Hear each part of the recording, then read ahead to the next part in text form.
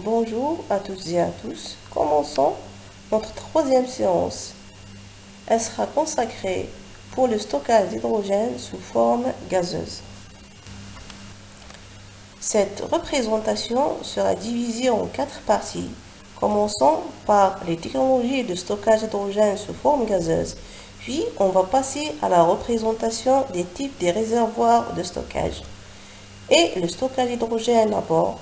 Et on terminera par la représentation des technologies de sécurité fuite sans éclatement.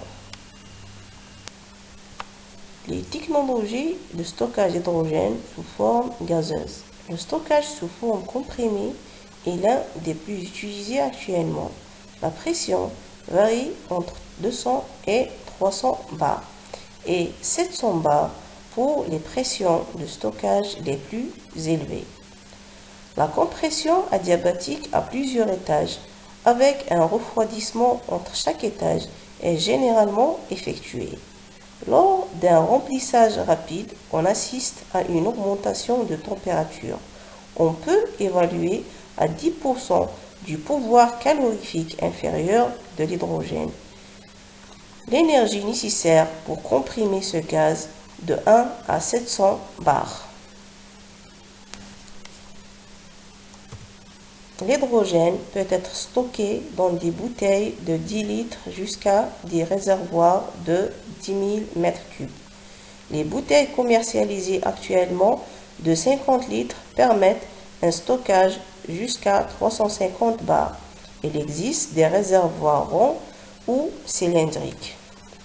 Le réservoir est fait d'alliage métallique très résistant à la corrosion.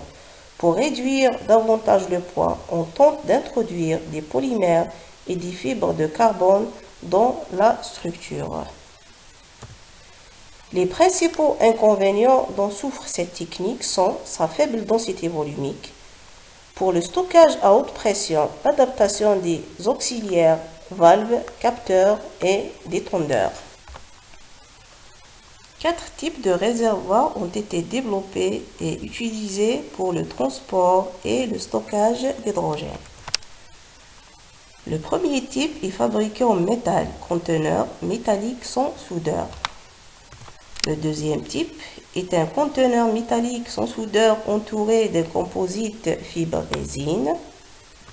Le troisième type est un revêtement métallique entièrement recouvert d'un composite fibre résine.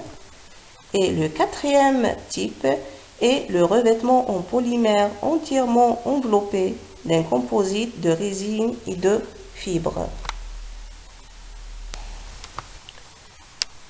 Les exemples de réservoirs de stockage que l'on peut trouver dans les applications stationnaires comprennent un ficeau ou un panier de bouteilles, un ficeau de tube fixe ou une remorque à tube utilisée pour livrer l'hydrogène aux stations de ravitaillement.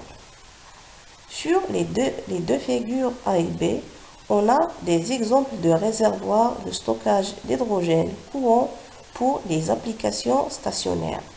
Sur la figure A, on a un faisceau fixe de cylindres. Sur la figure B, on a un panier de cylindres. Stockage de l'hydrogène à bord. Comme indiqué précédemment, les réservoirs les plus appropriés pour le stockage de l'hydrogène à bord des véhicules sont ceux de type 3 et 4. Ces technologies sont également largement utilisées pour le stockage d'autres gaz, par exemple le gaz naturel ou l'air, mais la principale différence réside dans la nécessité de pression beaucoup plus élevée pour le stockage de l'hydrogène à bord, 35 à 70 mégapascales pour l'hydrogène contre 20 mégapascales pour le gaz naturel. Les systèmes de stockage d'hydrogène installés à bord doivent remplir les fonctions suivantes. Réservoir de l'hydrogène lors du remplissage, contenir l'hydrogène jusqu'à ce qu'il soit nécessaire, libérer de l'hydrogène au système à pile à combustible pour alimenter le véhicule. Des réservoirs en composite pour le stockage à bord d'hydrogène à haute pression ont été produits est mise en service pour des applications routières, ferroviaires, maritimes et aériennes dans de nombreux pays du monde. Le point faible des réservoirs en composite est leur réaction au feu. Ces défauts potentiels d'ingénierie de la sécurité de l'hydrogène peuvent s'avérer extrêmement critiques pour la protection des vies et des biens en raison des conséquences dévastatrices de la rupture d'un réservoir, c'est-à-dire l'onde de choc, la boule de feu et les projectiles.